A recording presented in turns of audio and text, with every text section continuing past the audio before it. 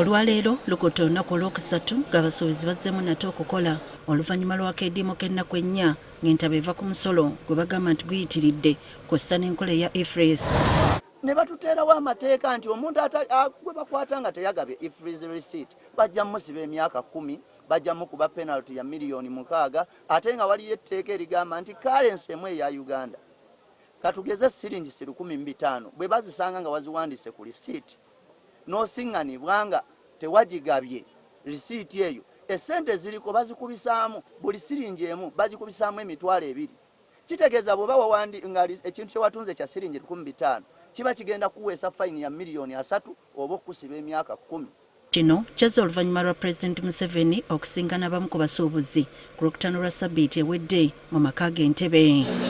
Pulezidenti Museveni yayimirizza engassi ebadde eteekebwa ku basuubuzi ng'omuntu asasula ssente ezitakka wansi wa bukadde 3 okusinziira ku nsobi gy'akoze. Pulezidenti kino kye watuwadde tukiyita painkiller, watuwadde ka bondi, watuwadde ka bail out okusobola okuggulawo. Which means essaawa zino ebakuwa penalty tubuulire tonyigirizibwa ate n'abaazifuna okuzibasonyiwa ekyo nno twasikowalinze.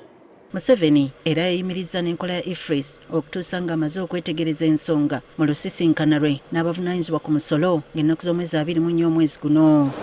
Wabula kino abasuubuzi bakikubyemu ebituli nga bagamba nti Pulezidenti yandifuna kyekubiira ng'asalawo. Tekiri feya kusisinkana ba technocrats bokka abakwasaganya eby'emisolo. Tugamba na wadde tuva mu informal sector. Kiriza tuleete naffe abakugu abatuadvisinga mu by'emisolo tubasse ku pana eyo tumutangaze kubanga mwannyinaze agenda kuwuliza gwa kalenzi gokka faga ogwakawala eno tagenda guwuliriza ku budde obwo atajje nga musanvu ne fayino. Engeri Uganda gyeri ey'abantu bonna abasuubuzi basabye abawoza omusolo okukendeeza ku lyanyi.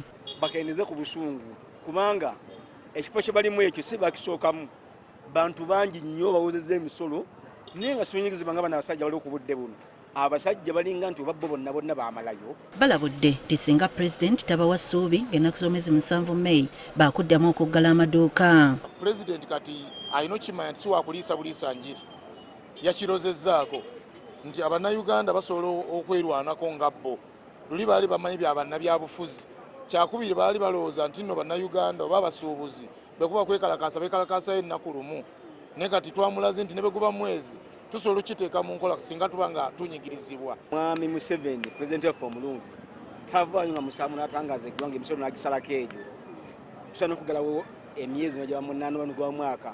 Waliwo n'ensonga endala ze balinze Pulezidenti akooneko omuli omusolo ogw'ebitundu 35 ku buli 100 ogusoloozebwa ku bintu bye basuubula n'ebirala. Bachina batuli bubye bamenye etteeka erya investment code akawaayira 23 nti omuntu yenna investor takkirizibwa kukola mirimu gy'abannansi ayina waakoma. Tugamba nti tujja musanga mu factory ekyo Pulezidenti yakijjaayo.